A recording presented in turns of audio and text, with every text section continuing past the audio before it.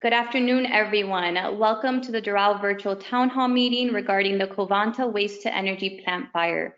We do appreciate your time today as we discuss this very important matter to all of us in the community. Today, we've set up a very informative panel with all the agencies that have been at the forefront of working together on resolving this issue. We'll take a moment now for introductions. We'll go around so that all the panelists can state their names and titles. Mayor Fraga, we'll start with you.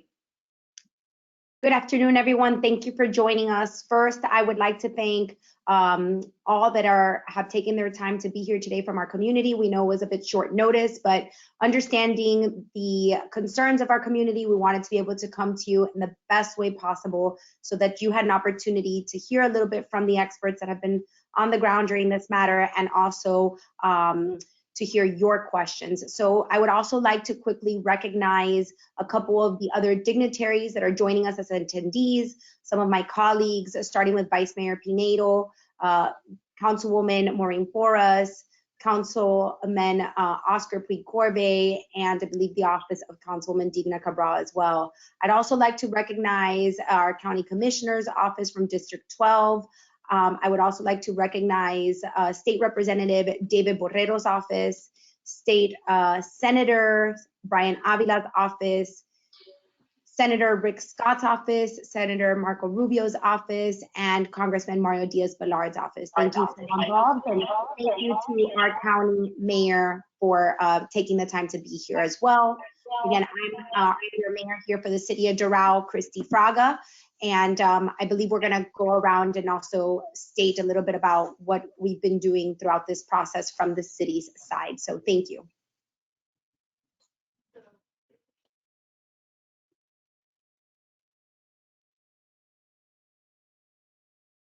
Mayor, would you like me to say a few words now? Yes, we're going to go around the room with all the panelists just briefly introducing themselves and the agency that they represent. Very good. Mayor Daniela Levine Cava, Miami-Dade County, and we're grateful for this collaboration to solve this challenge. Thank you.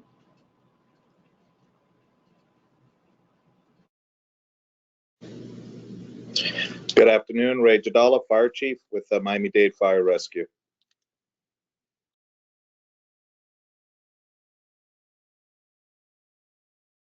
Hello, I'm Matthew Heiser. I'm with the U.S. Environmental Protection Agency, Region 4. Hi, everybody. My name is Dr. Chris Kuhlman. I'm a toxicologist and industrial hygienist supporting air testing. Good afternoon, everyone. Mike Fernandez, Director for the Department of Solid Waste Management, Miami-Dade County. Good afternoon, everyone. This is Rashida Stambouli. I am the Director of Miami-Dade County's RER Division of Environmental Resources Management. Hello, despite what it says on the screen, I am not Barbie Hernandez. I am Dr. Chris Skyamagami. I am the Chief Clinical Officer for Jackson Health and Chief Medical Officer for Miami-Dade County.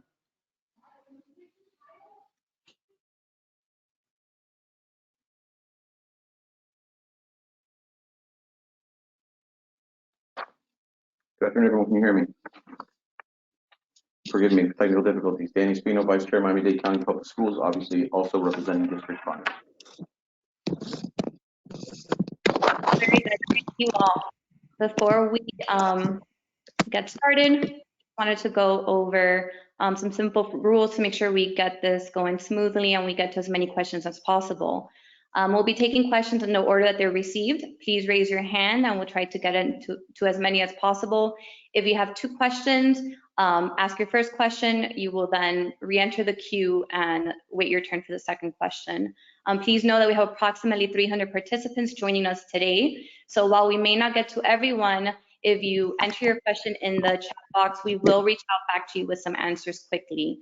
All presentations that we'll get from the panelists shortly will be in English, but we do have Spanish translators if needed. So please feel free to ask questions in Spanish. And now, without further ado, we're going to go ahead and get started. Mayor Christi Fraga, you have the floor. Thank you very much. I will be very brief. Again, I want to thank everyone who's been involved in this process. We have been able to get reports from the county on a daily basis. We've been working on this together. Obviously, the county is the lead in this operation, and I'm going to let them give all the details of what they have been doing to quickly put out this fire, and also to explain the EPA reports and everything that our community has been seeing on a daily basis. The city of Doral has taken certain decisions at this time where we have closed Doral Glades Park. Doral Legacy Park is open. However, we have canceled all outdoor activities and programming as of this time and until further notice. Please stay up to date on our social media sites with all the latest updates. The same streets remain closed: 97th Avenue from Northwest 58th Street to Northwest 74th Street, and 66th Street from 102nd to 97th is also closed. Those are really the updates we have right now from the city of Doral. We're working very close to the county to provide any additional support that we can provide. Thank you. Mayor Fraga, is this time for me to make some brief remarks? Yes, ma'am, it is. Yes, thank you. Very good. Well, I want to thank you so very much and the city of Doral for your leadership during this difficult time, and for the commissioner of the district, J.C. Bermudez, and all of the wonderful personnel across the departments, local, state, and federal, as well as our school board and other elected officials. Let me say briefly that our Miami-Dade Fire Rescue has been working around the clock since the fire was first noted last Sunday, and they continue to work around the clock to fully extinguish the fire. They have gained greater access to the fire because of tearing down of the walls, and that has decreased the smoke levels from the plant. So it is moving in the right direction. We want to thank also the EPA for their guidance. It's still advised that residents experiencing smoky conditions remain indoors as much as possible, and anyone with pre-existing respiratory and cardiac conditions, as well as older adults, young children, pregnant women, should be extra cautious and wear a mask outdoors. Keep your windows rolled up, driving through the area, and run your air conditioning at home to recirculate air in your house. As the EPA continues to monitor air quality, and now we're joined by a private contracting firm that is expert in this regard, we are continuing directly to consult with the chief medical officer at Jackson, as well as to provide the latest public health recommendations. All the reports are available at our website, miamidade.gov/wastefire. Doral residents will continue to receive additional communications from the city. And again, I want to thank everyone who has been responding to these alerts, and everybody who's worked so hard to put out the blaze and to communicate effectively, to take the necessary precautions at the schools and at the parks. And I look forward to answering your questions. Thank you.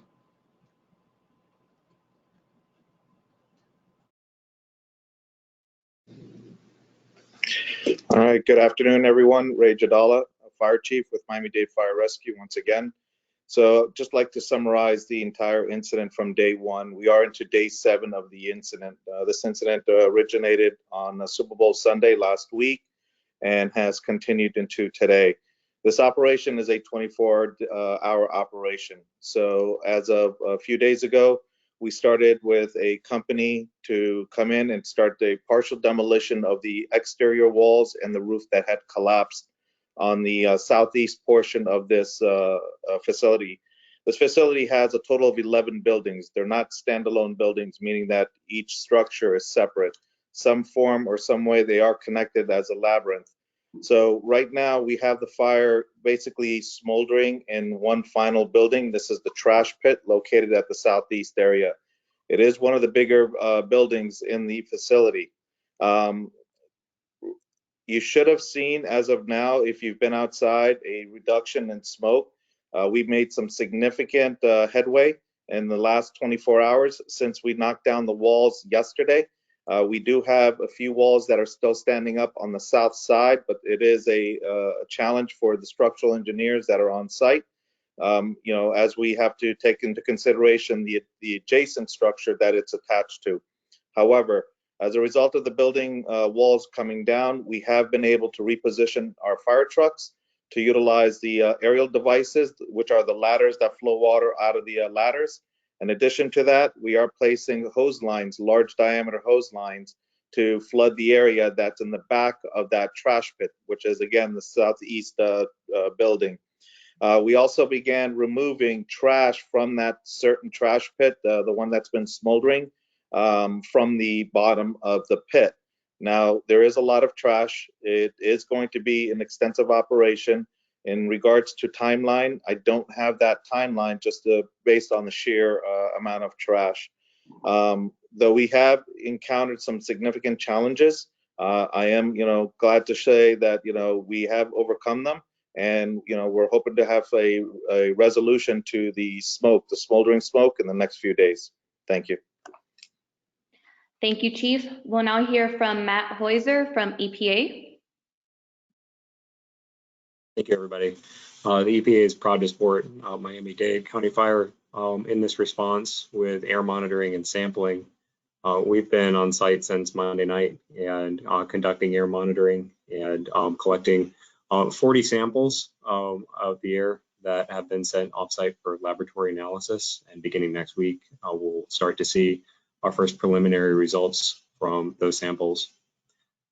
The monitor that we've been, the data summary reports that we've been producing have been published to miamidade.gov/wastefire.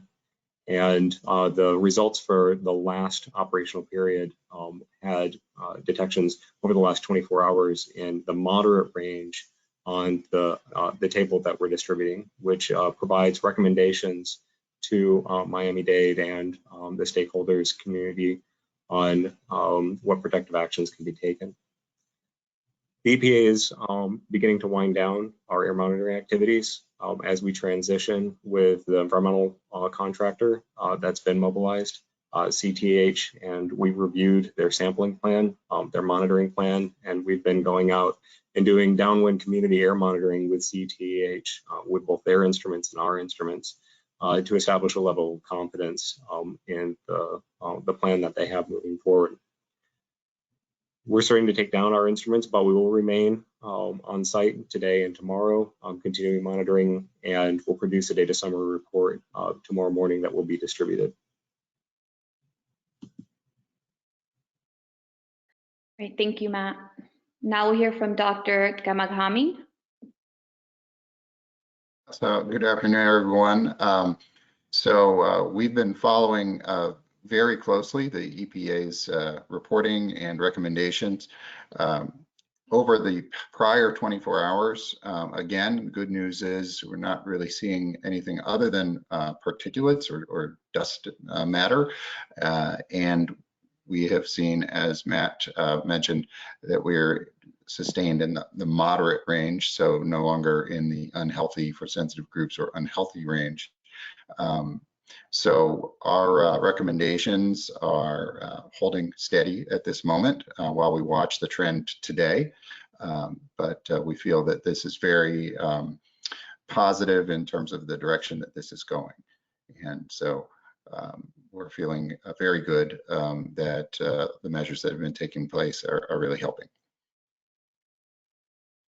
Thank you, Doctor. We now have an update from Dr. Istanbuli.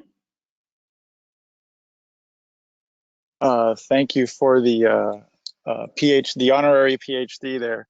But all joking aside,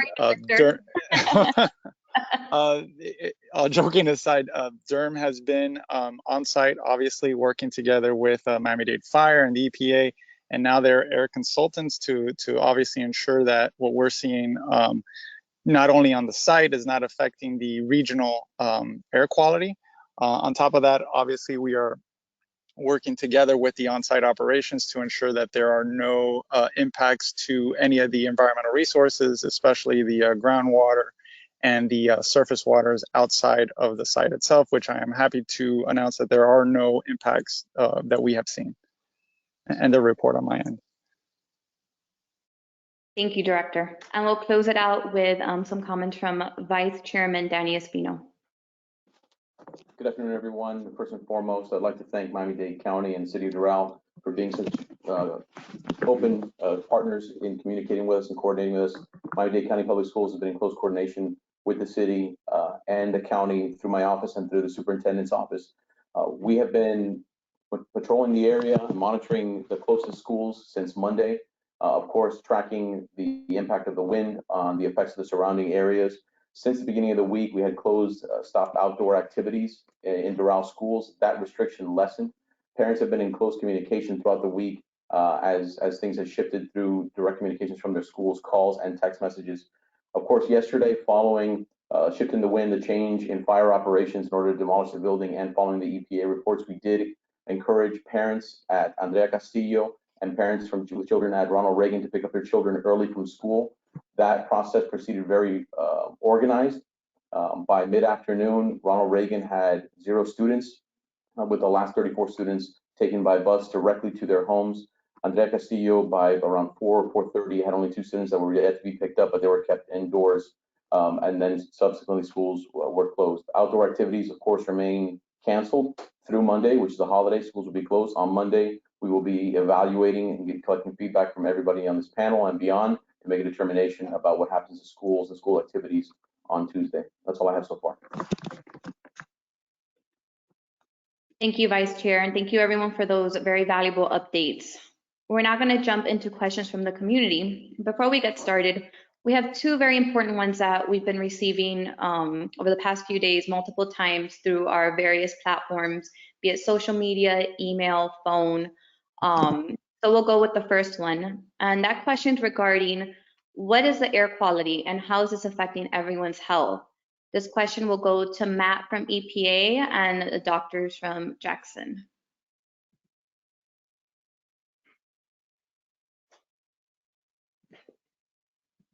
Doctors, if you can respond. Matt, if you would like to lead off, I can follow. I will.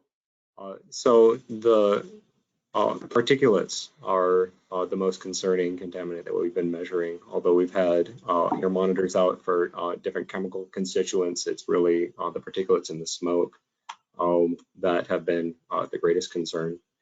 And in our data summary report, we rely on the 24-hour average. That really is the best number to use when considering exposure. These are based on EPA National Ambient Air Quality Standards and the Air Quality Index. So the numbers that we're using, we're comparing to, including the community action threshold levels, or the level of health concern. Those words are based on the EPA Air Quality Index. So there have been times in the last 5 days where the condition at one sensor over a 24-hour period was in the range. But a majority of the measurements have been within the good or moderate range, including the downwind community air monitoring that we're doing.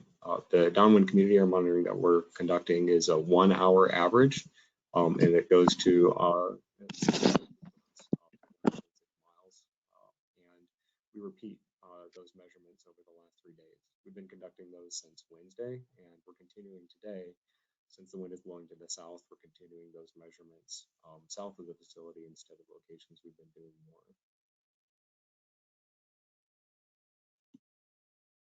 So I'd like to pick up on the health effects of this. So things to emphasize here is particulates are basically things like dust or ash in the air and are not in and of themselves toxic substances. So the EPA has been reporting on things like carbon monoxide, hydrogen sulfide, ammonia, sulfur dioxide.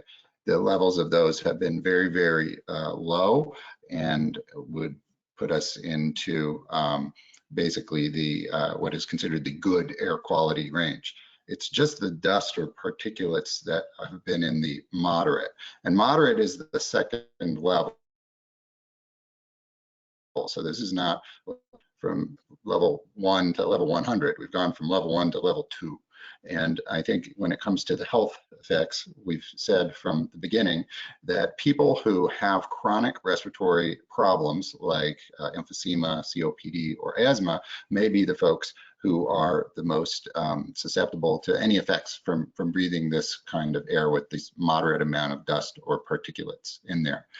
What has been good to see over the last 24 hours is that the 24-hour averages on this are firmly in the moderate, and actually sometimes from hour to hour we're seeing things in the good range.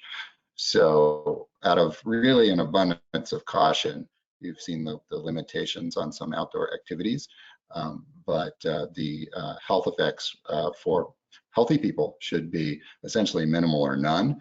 And only for folks who are a little vulnerable, we ask that they just be a little more careful. So. Very good. Thank you, Doctor. Thank you. Our second question, what will occur with future operations of the Covanta site following this very impactful incident to the health and wellness of our community? This question goes to Mayor Daniela Levine Cava and Mayor Christi Fraga. Would you like me to start, Mayor Fraga? Yes. So obviously this plant is not operational. We do not know at this time what it would take to get the plant restarted. Certainly that's one of the considerations. We are also in the process of looking at longer term options. We recently entered into an extension of a contract, obviously no longer relevant because the plant is not operational. Problems of waste in our county are serious. We have limited landfill space, and all of the garbage that had been going to this facility are now being diverted to the landfill. So we have to look at future possibilities, and we are starting to explore what those might be. I don't really have a specific answer at this time, but I think many of the members of the public know I am concerned about our waste policies generally and the waste stream. We're working together on coming up with a zero waste approach where over time we could reduce the amount of waste, so that would help us with all the forms of disposal. And we do want to use this as an opportunity to urge everybody to recycle what they can recycle and check the website for what are the recyclable goods. Certainly narrow-necked plastic bottles, clean paper and cardboard, glass, and cans. So those are things that we can keep out of the landfill, and that will be extremely beneficial. But as far as the long-term solution, we do not have the information at this time. Thank you, Mayor Cava. I will just pick up from there and those comments. Obviously, right now, our biggest concern is making sure that the fire gets put out so that there's no more smoke emission into our community and those effects quickly subside. There is a long-term concern, and I get this every day from, especially now, from our residents of the health that surrounds the neighborhoods in that community and the changes and characteristics in the community as the city has grown. Obviously, Doral's position is we don't want it in our community. We are advocating for that on behalf of our residents for it to be moved. But this is a long-term conversation that now I think will have a lot more advancement, as this is an unfortunate scenario that we will have to look at. And I look forward to working with not just our mayor, our county mayor, but the county commissioners to hopefully find a solution that would take this plant out of Doral. But right now, the main focus is let's get the fire out, of which I want to just take advantage to say thank you to the firefighters. Because we understand that this is the immediate concern for our residents. But looking at this long-term, Doral is definitely on the side of wanting this removed from our community, and we will continue to advocate for that as we move forward.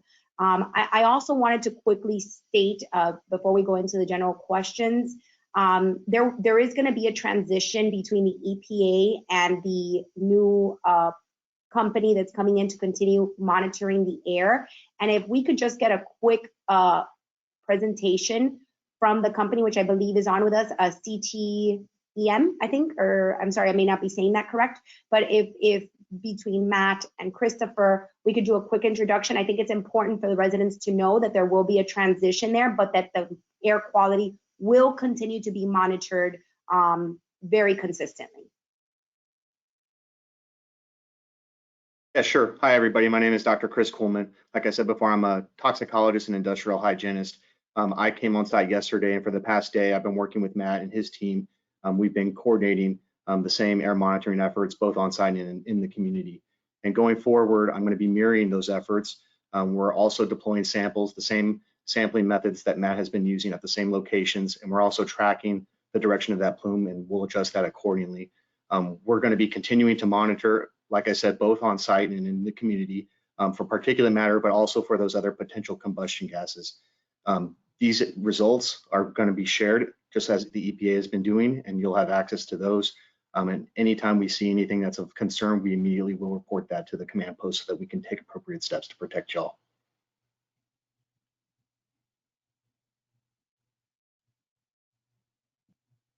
Okay, I think we have a video we want to show now. Yeah, just I'll weigh in response to Dr. Chris's statement. So the transition from the EPA air monitoring during emergency response to a contractor doing this work is very normal. This is a very standard procedure. I don't want anyone to think that the EPA is simply abandoning and leaving.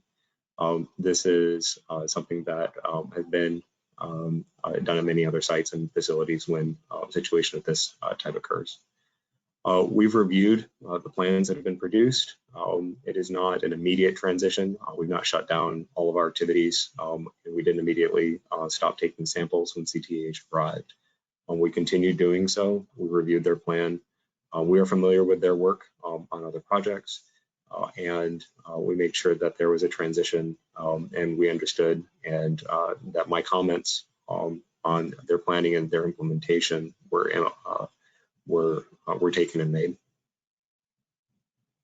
at this time, before we open it up for questions, Chief, our fire chief is going to go over a video that we're gonna.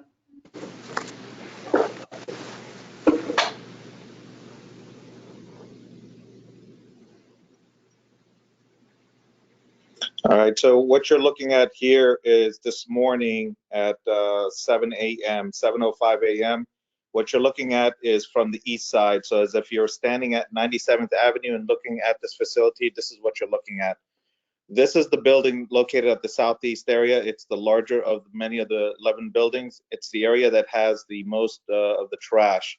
As you can see, pretty much all the walls have been knocked down. This is a close-up to the same building.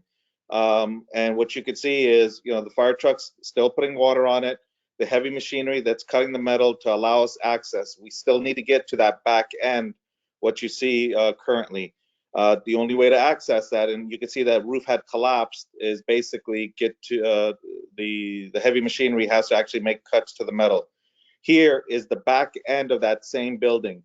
We began moving the trash that was in the back end in the pit. And as what you're seeing now is this is some of the trash that's actually smoldering. What we do is we actually wet it down as the front end loader picks it up. We wet it down here to make sure that it doesn't catch fire as the front end loader is about to dump it into a dump truck. And I believe that's going to be the next shot. Okay, so what you're seeing now is the front end loader dumping it into the truck. And if you take a close look as the front end loader dumps it into the dump truck, you'll see it start smoldering again. And this is what you're seeing outside, the last 2 days. And what we're doing is we're just ensuring that, we don't have any spark ups as a result of the smoldering. When you have trash this fine, in regards to the way it's cut up, it's very difficult to extinguish just on the exterior. And because, again, it sits up high and it's very compacted, you have to get to the middle of the area where it needs to be saturated. So that's the challenge that we're dealing with right now. It's not about just putting water on top of the trash and allowing it to basically extinguish. The water is not making it to the middle of the trash or to the bottom of the trash. Sorry if I lost you. And that's it? Okay, so that's where we're at right now. Thank you, Chief. Okay, we're gonna open it up for questions now. I do want to let everyone know that since we did get started a little later, we will be staying on longer. We do thank you for your patience and for joining us. The first question we'll go with is from Iselma Wells. And then after that, we have Mr. Pierre Christ. So Iselma, Go ahead and unmute yourself and please ask your question. Hello, yes, good afternoon. Thank you so much for this meeting. I do appreciate it. Well, by way of my background, I'm an environmental engineer and I'm also an OSHA certified environmental specialist. So just Matthew, Dr. Chris, I did understand, I can say like way deeper, your concerns and what you've been through this whole situation. I do have a couple of questions, and the first question will be about the root cause for this fire. And I mentioned the root cause because I do feel this is not a concern. I mean, of course, the immediate concern is to cease fire, but I do feel that there's a lot of things in the daily operations, and the waste management plan that need to be improved. A couple of years ago, I had the opportunity to review the waste management plan for a project I was working on. And I did send a letter to City of Doral just explaining my concerns about how much of improvement we needed in our waste management plan. Because I do feel if we do not address the root issue of the cause, this type of situations are going to continue to happen. And of course, we do not want that. So that would be my first question for you. And then I do have a couple more questions, especially about chlorine. Chlorine is a gas that was found on the third report, and I did not hear you guys mention, anything about chlorine. So I do have questions about that too. Ms. Well, Wells, it's a lot, but let's just start with the first part. I'm sorry. Ms. Wells, sorry to interrupt. So just as a reminder, we'll be doing one question and then we'll move on to the others. You can re-raise your hand to re-enter the queue and then we can make it around again. So Okay, we'll get thank you so much. We'll get the answer now to your question. Okay, I appreciate that.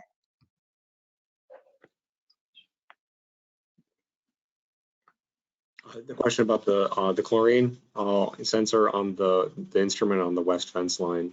In the description on the data summary report, in the evaluation of that instrument, there was persistent drift that we noticed in the morning and evenings of 2 days, and that was of humidity that was increasing during those times.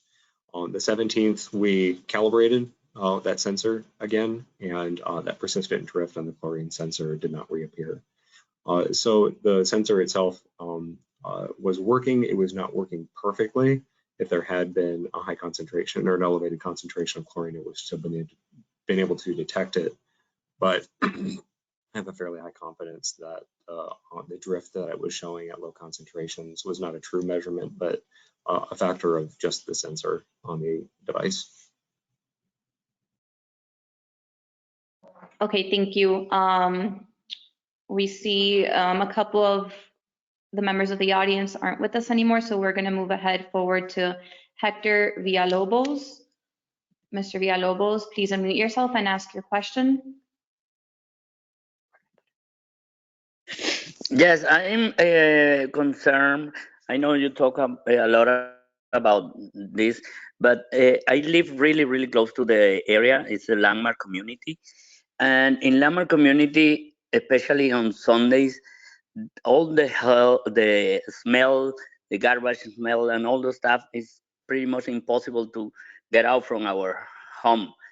I know some of you guys pass by here. I know we have a lot of different issues involving move this plant out of our area, but I think it's very important now because every single day we saw many buildings, new buildings around the area, and I don't know if you are thinking about only building, and what about our kids, our family, a lot of new school around the area, and it's pretty much impossible to live here right now. I know the emergency now is to finish the fire and all the stuff, and I totally understand this, but what about later? What we want to do living here in this area? Thank you, sir.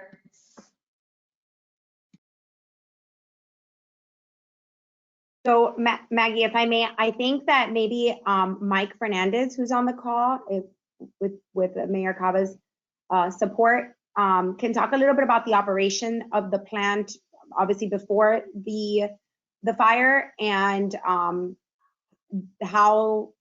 what was being actually processed at the plant and those operations, and how, again, I will state as mayor of Doral, I understand the concerns of our residents around the area and the future conditions that are outside of just this fire, the health concerns that exist of the residents in the area and how the characteristics of the community have changed.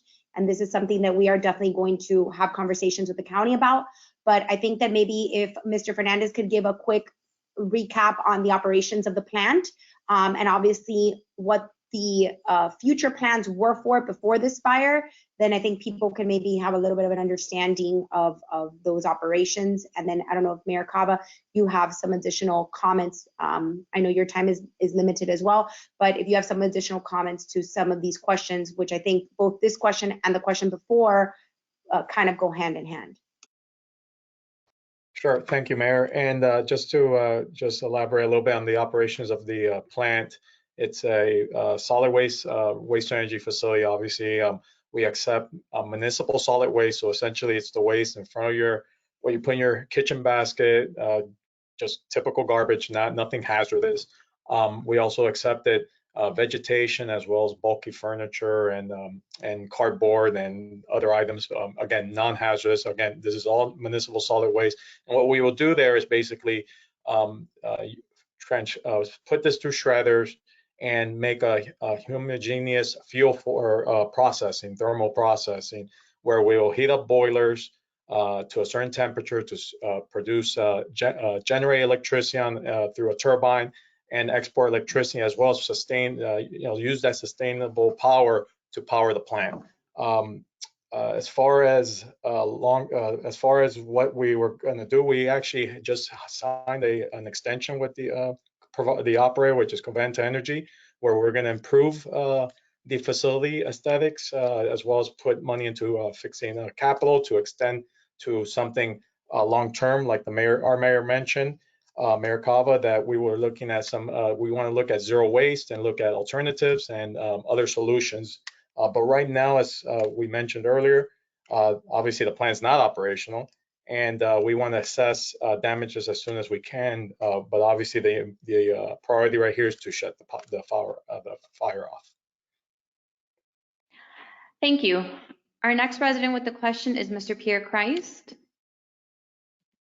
Mr. Christ, go ahead and unmute yourself and please ask your question. Hello, everybody. Thank you for putting this together. I have two questions. I will respect the order, only posing one. Wait my turn. If we still have the opportunity, we'll post the second one. Thanks for all the hard work that all the city and county leaders and their staff to keep us safe. But in particular, I want to honor our brave firefighters, both ladies and men, because I have seen both work in this. My kudos to them. Thank you very much. And hopefully we'll have a way or parade to honor them and thank them. My question is about air monitoring. The stations presented on the reports are on each corner of the fence of the facility. But as we all know, the smoke rises, disperses, and gets cold.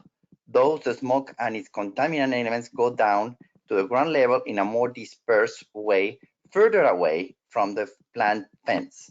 Why are we not monitoring air quality at 1 mile perimeter points from the plant? Actually, we have been doing community air monitoring at distances of 1.6 miles in key areas that are deliberately measured downwind of where the smoke is moving. And we've been doing that since Wednesday. And the results in those areas are reporting almost all within the good range for those 1 hour measurements. It's important to note that the measurement averaged over an hour is the most reliable measurement for those type of activities, but 24-hour measurement is the most important number that we use for our stationary monitors. The smoke that we've been experiencing for the last several days has been very light. It's been hugging the ground, especially with cloud cover. And so while smoke does rise and fall in many fires, The conditions that we've been observing on site for the last several days is a smoke that hugs the ground and travels to the ground and meets the instrument at the fence line instead of rising and pulling miles downwind.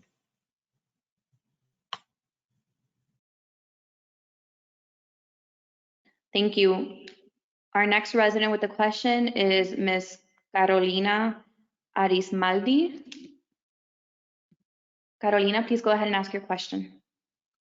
Yes, hello. Thank you for the opportunity.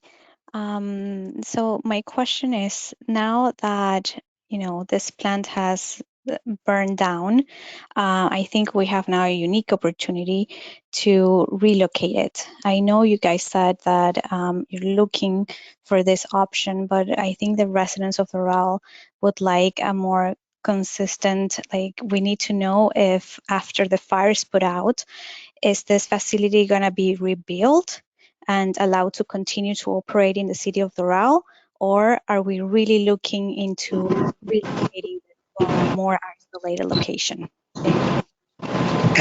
Madam Mayor, I'll take that one. So there was a report done to look at options by the county and then the previous county commission before this Commissioner Bermudez was elected. And before I had a chance to make my recommendation, the board chose to continue the plant at the current location. So just to be very clear, that was a Board of County Commissioners decision after receiving a report on possible options. It would take an action of the board to change that. We have heard from this commissioner that he wants to bring that, so we'll see what his actions will be. But obviously, since the plant is not operational, we are in a different situation than we were at that prior time. So I think I would only have to say to you, it is really not determined what will happen at this time going forward. But I do want to assure you that my intention is to come up with something that will reduce impact on communities, reduce waste disposal, period, that we come up with other methods. We are looking at a range of options for ways that we can reduce the impact of our garbage on our environment and on our communities. Thank you. Our next question is from Fernando Herutner, and after that we'll go with Cibeles Rosado. Mr. Herutner, please go ahead.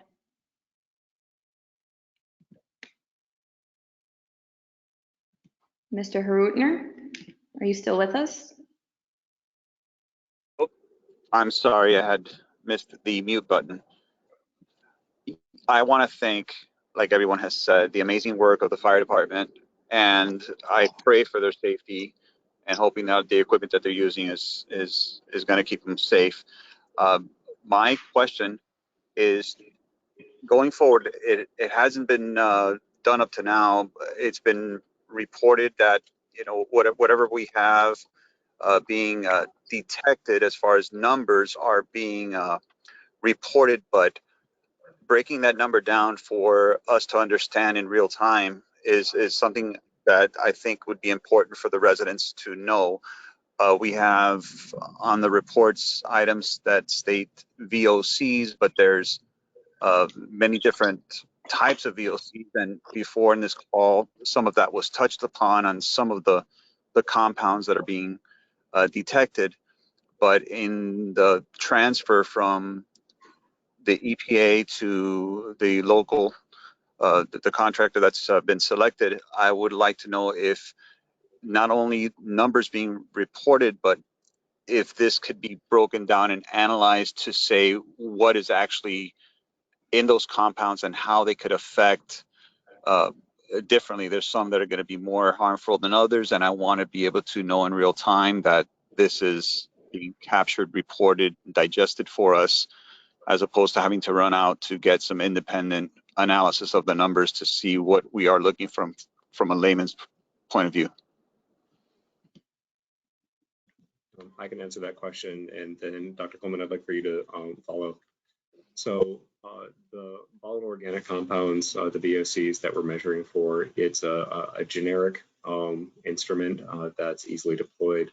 But in order to specify which chemical compounds might be in the air, it would really require laboratory analysis, which is why EPA has taken samples for volatile organic compounds. And those 4 samples were taken on the 14th, which was the worst concentration of the day. Those have been sent to a laboratory. We'll begin to receive preliminary results, and the validated data will be distributed. We've also taken samples for things such as metals, polycyclic aromatic hydrocarbons, and we've taken samples for asbestos, which is a normal protocol in any fire for the type of samples that we would take. These analyses will provide us a list of chemical compounds, literally several dozen chemical compounds that can be measured and detected through these methods. Chris? Yeah, thanks. So in addition to what Matt said, in those EPA reports, he has referenced some action levels that have been used to evaluate the data. So you can see those. We talked about the particulate matter action levels, how those are based on national ambient air quality standards, but the other action levels we're looking for, the other chemicals that are being monitored, are based on values that we know might present an emergency health issue. We're using the most health protective values available, and those would be based on levels that might be associated with just some minor effects, such as headaches or eye irritation. So those are the action levels that we're using to evaluate the data, and those are included in MATS. You might see a symbol AEGL, acute exposure guideline levels. Those are based on those types of health effects I was saying. So those are the health protective values we're using to evaluate the data. And I just want to add that this is a very collaborative team process that we're communicating multiple times per day between EPA, our contractors, and now Health Authority to give the best recommendations for our people. We just want to make sure everybody is very cautious and safe, but I can assure you that we've got a good communication going on that we can react a couple of times a day. Thank you. Our next question is from Cibeles Rosado. We'll then be moving on to Robert McMullen. Ms. Rosado, please go ahead. Thank you. Thank you for the opportunity to ask this question and for making sure that the city of Doral residents are informed about what's going on in the plant. I know it's early to determine the future of the waste-to-energy plant. I just want to comment that I hope our authorities take into the consideration the air quality of the plant during operation and the facility safety track record when making this decision. My question is more to find out if the air monitoring reports are available for public review.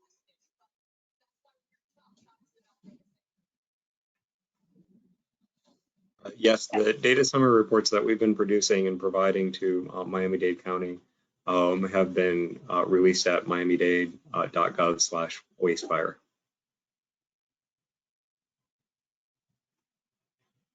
Thank you. Our next question is from Mr. Robert McMullen. We'll then move on to Vanessa Jaramillo.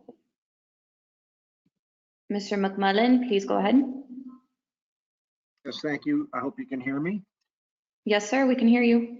Thank you very much. I am a local resident in the city of Doral and about a mile away in Doral Lakes.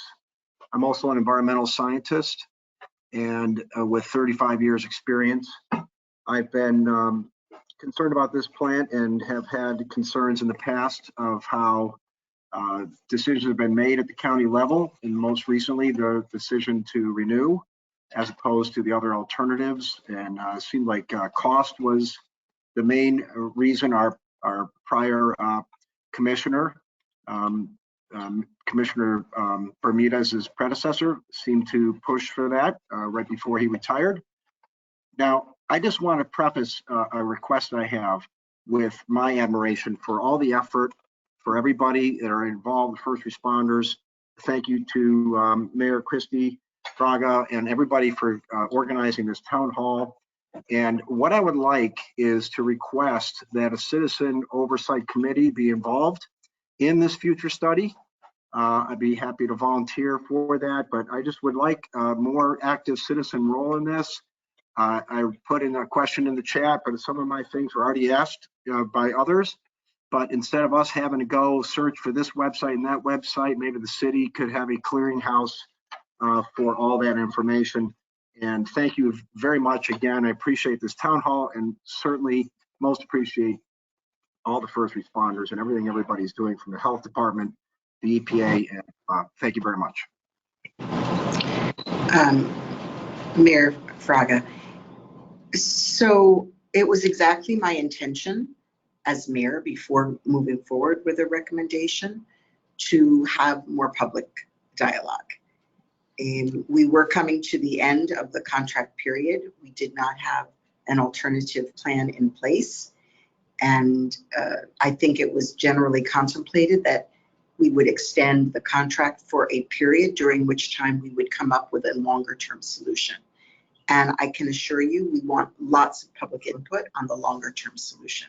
So I'm happy to work with Mayor Fraga and the city and with the residents to have substantial input as we look at that going forward. We have hired somebody dedicated to zero waste in our solid waste department. We're bringing someone on to focus on sustainable solutions. So we do not want to have status quo as we go forward. Thank you, Mayor. And I'll just add very quickly, I've had preliminary discussions with staff as well about compiling reports and information, and also possibly creating a way for residents to provide input. So I'm looking forward to continuing to work with your office and with the county commission to be able to hopefully come back to the drawing board on this. And if I may, Mayor Fraga, I know we're going to be coming to an end shortly. I may have to drop off. You have the experts on the I don't know, go-to webinar here besides me. And I thank you again for convening and for all the residents who have taken an active interest and took the time to get on the call today. And we thank you as well, Mayor. We are collecting all the questions that are being put into the chat here, and we will distribute to everyone who can answer. I think we had just said we were going to stay on until 3:45 to give a couple, since we started about 15 minutes late. So we understand if you have to go, and we'll make sure to connect with your office for any additional questions. Thank you very much for your tireless effort. Thank you. Mayor, also know that we have been sending some of the questions to each individual on the panel. If they want to check their chats box, that they can answer the pretty one-sentence answers if they can. Okay, thank you. Our next question is Vanessa Jaramillo, and then we'll move on to Gina Romero. Ms. Jaramillo, your question? Hi, good afternoon, everyone. My question is, what really started the fire? Pretty much that's my question. If we could turn to Chief Jadala to answer the best of his ability. Thank you. Yes. So as of right now, our investigators are currently still investigating the fire. We reached out to the State Fire Marshal's office, and then we also reached out to the federal authorities, such as the ATF. This is common practice when we have a significant fire, especially when we want subject matter experts. In this case, we've requested a couple of engineers, mechanical engineers and structural engineers from the ATF to assist us with the investigation as to the cause or the root of this situation. ATF is alcohol, tobacco, and firearms. It's a federal agency. Thank you. Yeah, and many people think when they see ATF, they think some sort of major incident. But again, in regards to explosions or anything like that, it's not the case. We're using the subject matter experts, meaning again the engineers that they hire as part of the organization. They were out there again this morning. I've been out there every day, just kind of assessing the operations, and the ATF has been working hand in hand with our investigators along with Miami-Dade Police. But right now we just don't have the root cause, and once they wrap up everything, we hope to have the determination in the next few weeks. Thank you. Our next question is from Gina Romero, and then we'll go with Barbara Romani. Ms. Romero, please go ahead. Hi, good afternoon. My question is regarding when is supposed to be have all information about the 1 hour average test. We have in the webpage of the Miami-Dade County the 24-hour, but I would like to have a 1 hour test.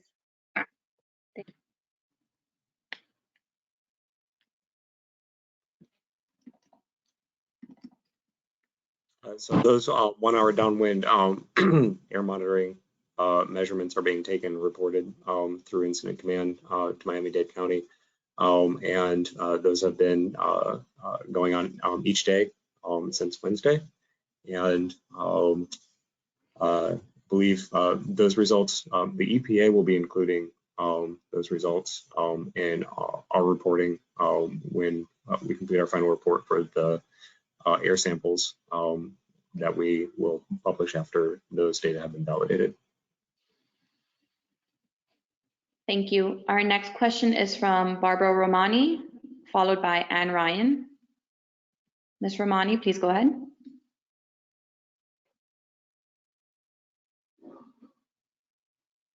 Ms. Romani, are you still with us? Okay, we'll go ahead and. Yeah, okay, I'm unmuted now. Okay, Thank you. I would like to thank everybody for their leadership on this crisis that we have, and especially the first responders who I pray for every day. I believe that a question that was asked before really wasn't answered, okay? And what it has to do is with responsible development, all right?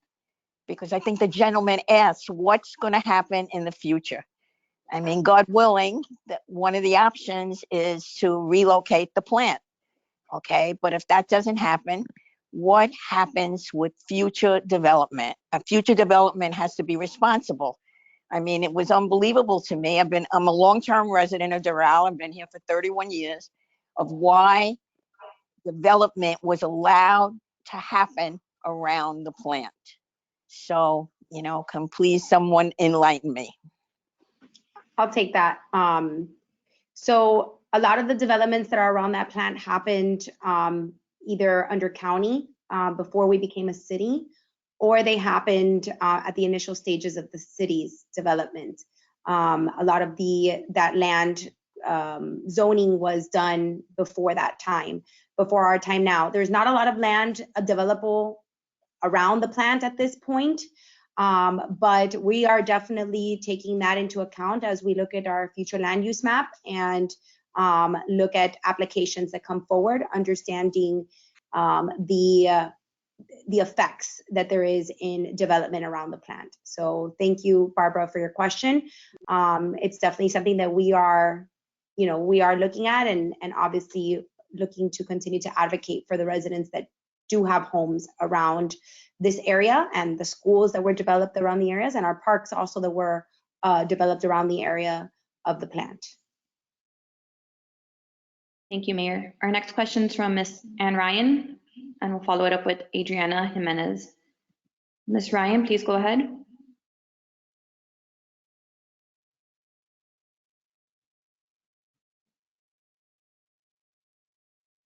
Ms. Ryan, are you still here?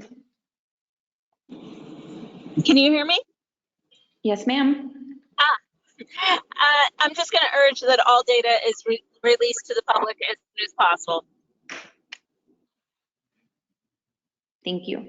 If I could just mention, Mayor Fraga, that's why we have the website, Waste Fire, and the reports have been coming in as soon as they're available from the EPA. We do post them. And I don't know, are we posting the Durham reports as well? I imagine that we are. So all reports, of course, we're always sharing information that we have. Thank you.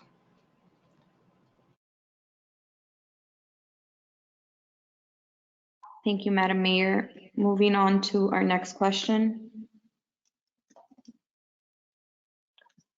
From Maria Song. Here we go. Ms. Song, can you please go ahead and ask your question? Yes, hi, good afternoon, and thank you to everybody, and thank you for listening to the community. I just wanted to say I'm deeply embedded in the Doral community.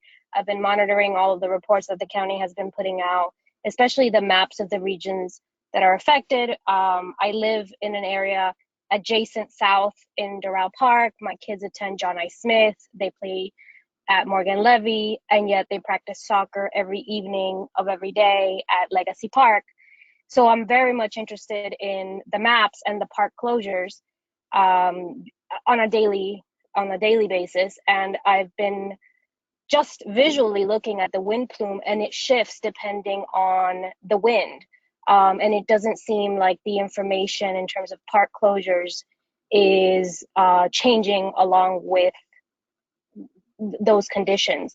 So my question is, what is being done to make sure that that information that's put out to us so that we can make our decisions as parents, what is being done to make sure that that's timely information depending on the wind conditions and even the forecast of what the wind is expected to be the following day? If I may, Mayor, I know you want to talk to the parks and specifically, but I do want to say we're having briefings multiple times a day. The fire chief is in constant communication with those doing the monitoring. We're exactly looking at the wind patterns and the wind shifts, and all of the closures and the early dismissal at school were all based on exploration of exactly what you are referencing.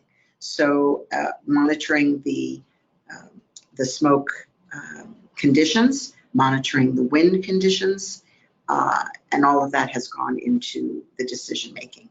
I don't know, Mayor Fraga, if you want to say further about that. Thank you, Mayor. Yes, absolutely. So we've been sitting in, our administration as well as myself has sat in every single briefing, sometimes twice a day. And we've made decisions based on that, as well as visual inspections by our team on site, making those determinations. We've also let people, we make a recommendation and we've let people self-police a little bit, for the exception of the ones that were directly in the plume, like Doral Glades, which we did have to close. So some of that, again, those decisions were all made based off these briefings that were coming to us with support of the county experts, that we're looking at exactly the comments you made at potential wind shifts, at the weather, so and also the conditions that were coming out of the plant as the work was being done. So please let us know in the chat how else we can communicate. We're happy to make adjustments, and we're trying our best to learn from this process on how's the best way to get information to people. We've done robocalls, text messages, email blasts, social media, but we're always looking to improve and add avenues to communicate with the residents. And mayors, if I'd like just to add to that, I want to echo the sentiments of both mayors, and that the Miami-Dade County Public Schools has also been monitoring the same conversations. We've all been at the same table getting the information and making determinations on the closure or of activities at schools, or asking parents to pick up their children early from schools as a result of that change in wind pattern. We will be continuing to do that. I know that parents have been communicated directly with calls, robocalls, and text messages. We've also pushed things out through social media. I know that mayor's pushed out, I've pushed out, we share each other's information, trying to get it penetrated. I know that that's made its way through parent chats, which is one of the most prolific ways that parents communicate throughout Doral. So we just ask that you be attentive. And of course, if there's anything we can do extra, please let us know. We'll relay that immediately to the superintendent's office so that communication can be pushed out. And so far as future activities, again, we'll be looking and monitoring through Monday, because the wind sometimes in a given day will shift directions multiple times. So it's impossible to open and close things like school activities and parks at a moment's notice. So we're doing things forecasting and in light of those future changes. But again, any suggestions, we're willing to take them. Just stand by for Monday for Tuesday operations for schools. Thank you, Vice Chair. We're moving on to our final question. I know we still have some residents with their hands up and questions. We ask that you please input them in the chat box and we will get back to you with answers. We also remind you that you can connect with the city on Instagram, Twitter, and Facebook. Our handle is @City of Doral. And then there is a website from Miami-Dade County, www.miamidade.gov/wastefire. Our final question here is from Andrea Villanovo. Ms. Villanovo, please go ahead. Can you hear me? Yes, ma'am. Thank you all for this call. I wanted to understand why the smoke seems to get so much worse at night. We live in Landmark as well, directly next to the plant, and we've noticed every night it's way worse than any other time. Is that part of the demolition process? Is that something we should expect to continue experiencing these upcoming nights? Any insight would be appreciated.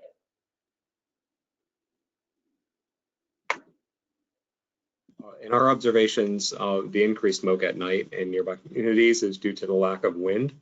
And we've seen that a plume of smoke may move back and forth, shifting in one direction or another and past our instruments. We've gone down into these communities at nighttime and taken measurements. And even when we see elevated concentrations in the community within an hour, it's moved, it's shifted over in a different direction. But because it's a very low wind velocity at night, it takes a very long time for that to happen. And during the day, it's a much faster wind that is able to push and distribute plume in a way that's just not happening at night. Thank you. This does conclude our virtual town hall meeting for today. Again, thank you to the residents for being so involved and engaged. We really value your feedback and participation. And to all of our panelists, thank you so much. Remember, check our social media, check the county's website, again, www.miamidade.gov/wastefire to stay informed for latest updates and changes. Thank you all. Have a great day and stay safe. Thank you. Thank you for everybody who participated. We appreciate you. Thank you, everyone. Thank you. Thank you.